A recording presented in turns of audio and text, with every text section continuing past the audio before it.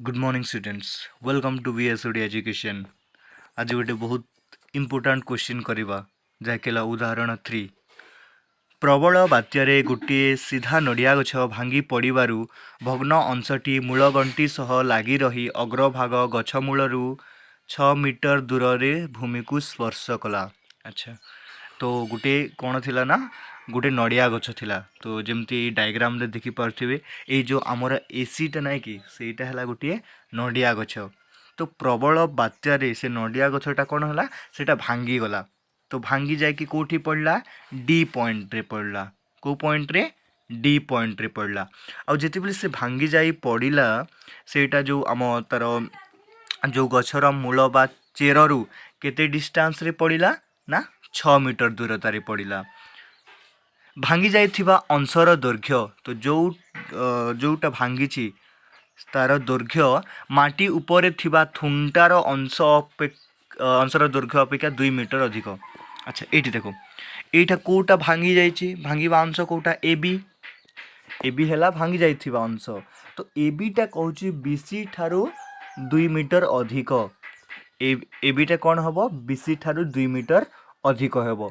तो आम मन करवा BC equal to X metre ना। तो ए बी आउ बी डी रो डिस्टेंसटा सेम हेब। तो A B equal to B D equal to आम कौन लिखिपर एक्स प्लस 2 मीटर। यस, कहीं ए बी जो भांगी जाइथिबा अंशटा सेटा तो बी डी होची ना, जो आमर जो त्रिभुजर कर्ण होची सेटा कौन एक्चुअली ए बीटा जो भांगी जाइथिबा अंश सेटा तले पड़ी सेटा से आमर जो बीसीडी त्रिभुज अच्छी तार कौन होची कर्ण होची।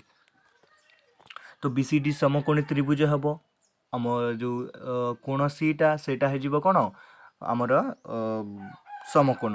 तो C D equal to 65 metre, B C equal to X metre, आउ B D equal to X plus 2 metre. तो आम जो पिथागोरस उपपाद्य बा पाइथागोरस थियोरम जोटा पढ़ी आगरू सेटा पढ़ा। तो B D square minus B C square equal to कौन हो सी डी स्क्वायर।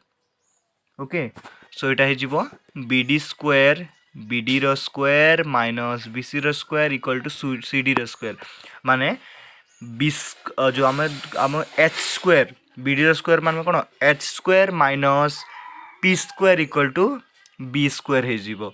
ओके, तो वैल्यू पुट करवा X plus 2 whole square minus X square equal to 6 रो स्क्वायर। ओके, तबले जो ए प्लस बी रो होल स्क्वायर से formula पकेबा ताको एक्सपेंड करदेवा। तो X square plus 4 minus X square आसो एक्स स्क्वायर कटिगला। तो 4x प्लस 4 इक्वल टू 36। 4 जदि कमन ने जमी चाहिए भी हम। तो 4 को जदि आर एच एस साइड को ताको पठेदेवा तो कौन हो 4x इक्वल टू 36 माइनस 4 32 हेब। तो 4x equal to 32 x equal to 32/4 8 आसला। तो x रो वैल्यू केते आसला 8 मीटर आसला। जो सी बी बा बी सी दूरता 8 मीटर आसला। तो किंतु गछर उच्चता केते गछर उच्चता है ए सी आउ ए सी केमिति बाहरिबो A B plus B C. So बा B C plus A B.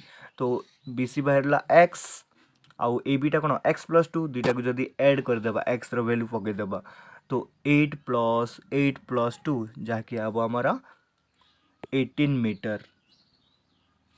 Thank you, hope